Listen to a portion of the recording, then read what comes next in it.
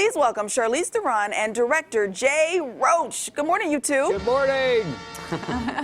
Good morning. Charlize, you and I have spent a lot of time together this week. I had some time off. So I watched Long Shot, which I really enjoyed, and then I realized I hadn't seen Atomic Blonde, so I watched that back to back. It was like a double feature. A double feature? It was great. Wow, that's amazing. Do I need to send you a check? I think that would be lovely. That'd be lovely. Actually, I probably should send you one.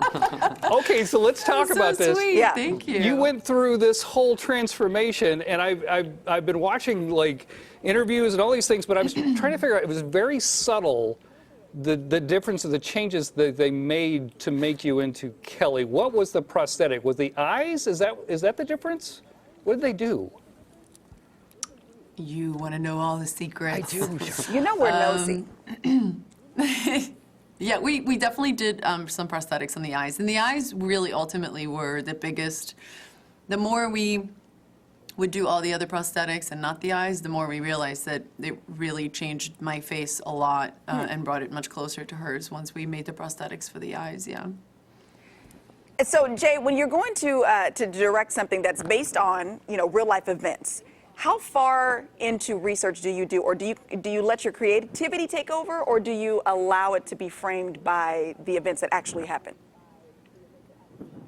Well, you're always sort of compressing time, and even in this film, we're portraying a lot of real-life people, but we also have composite characters.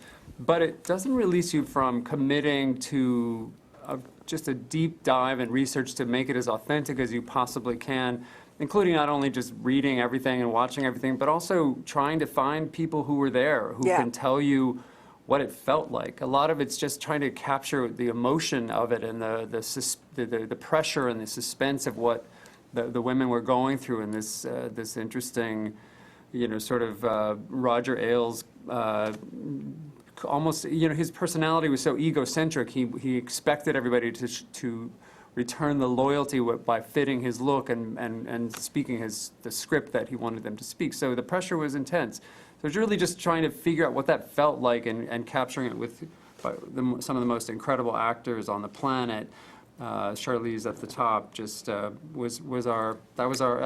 helped make it a little easier to get closer to the truth of it. Mm-hmm. Yeah, you're right. This cast is unbelievable. Got Charlize, Nicole Kidman, and Margot Robbie all playing the Bombshells. And John Lithgow and a whole slew of other great people.